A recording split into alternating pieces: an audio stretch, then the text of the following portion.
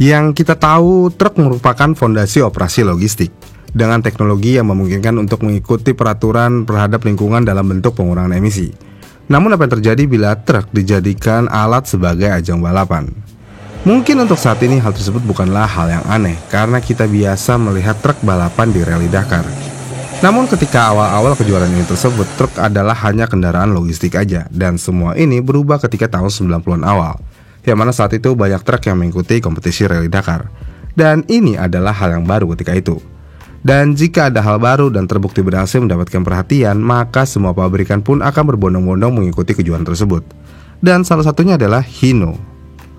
Para kontestan dalam rally Dakar biasanya akan membalap selama sekitar 2 minggu dengan menempuh rute sepanjang 10.000 km dalam kondisi yang sangat berat. Dan Hino ingin mencoba tantangan tersebut dan bertekad untuk membuat mobil yang kompetitif. Dengan semangat yang ada, Hino akhirnya melakukan inovasi teknologi untuk truknya di kejuaraan ini, yang mana teknologi yang digunakan dalam truk kejuaraannya antara lain penghematan bahan bakar, kinerja mengemudi yang kuat, dan keselamatan. Ya intinya semua elemen-elemen penting truk dituntut untuk menjadi lebih canggih setiap harinya.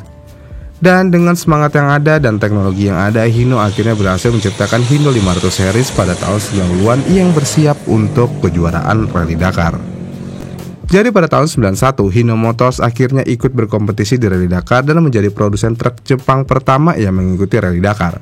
Dan pada tahun 91, kejuaraan rally Dakar menempuh rute yang dimulai dari Paris, Tripoli, Dakar. Dan kejuaraan tahun itu menempuh jarak sekitar 9.186 km.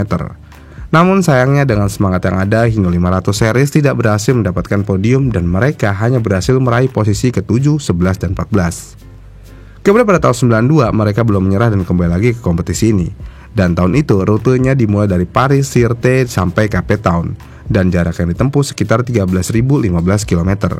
Dan sekali lagi di tahun ini Hino tidak berhasil meraih podium, tapi mereka berhasil meraih posisi ke-4, 5, 6, dan 10. Ya ini jauh lebih baik dari tahun sebelumnya.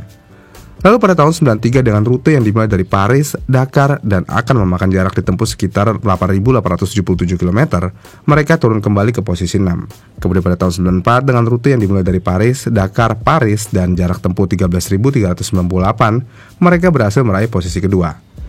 Dengan hasil yang sebenarnya cukup memuaskan di tahun 94, tapi Hino mulai melakukan upgrade kembali pada mobilnya. Walaupun yang masih sama menggunakan mobil Hino 500 series, namun upgrade-nya cukup masif.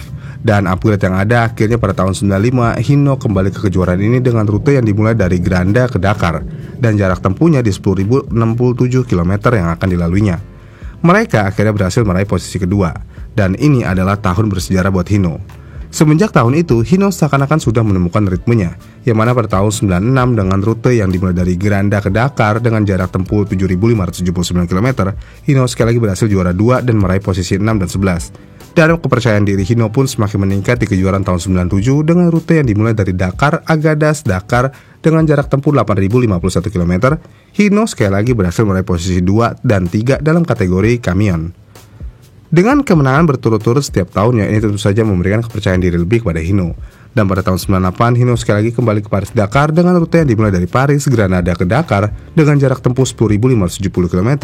Mereka sekali lagi berhasil meraih posisi kedua. Namun semua kemenangan itu membuat Hino seakan-akan lupa diri atau kurangnya persiapan. Yang mana pada tahun 99 di kejuaraan rally Dakar dengan rute yang dimulai dari Granada ke Dakar dengan jarak tempuh di 9.441 km, Hino akhirnya merosot ke posisi 4 dan tidak bisa merasakan podium lagi.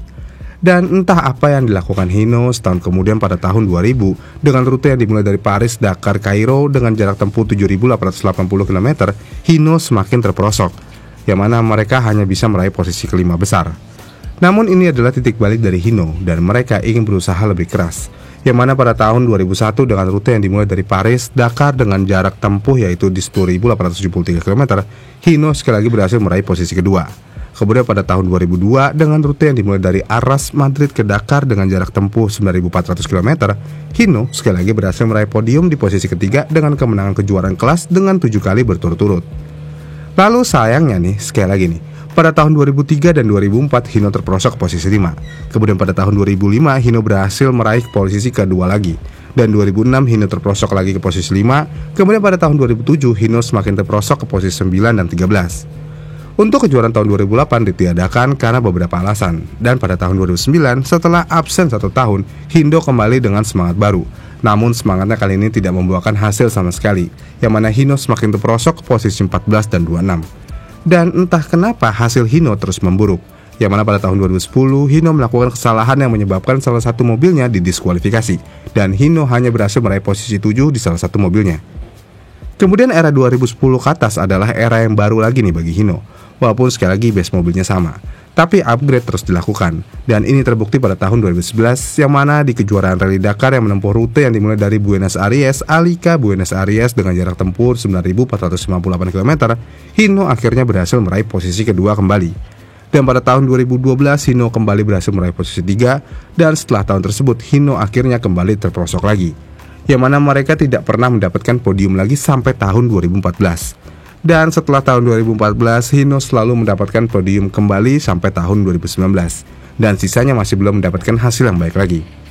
Dalam sejarahnya, Hino berhasil finish di semua 25 Rally Dakar sejak pertama kali mengikuti lomba, dan menyapu bersih kejuaraan kategori truk untuk pertama kalinya dalam sejarah kategori ini pada tahun 97.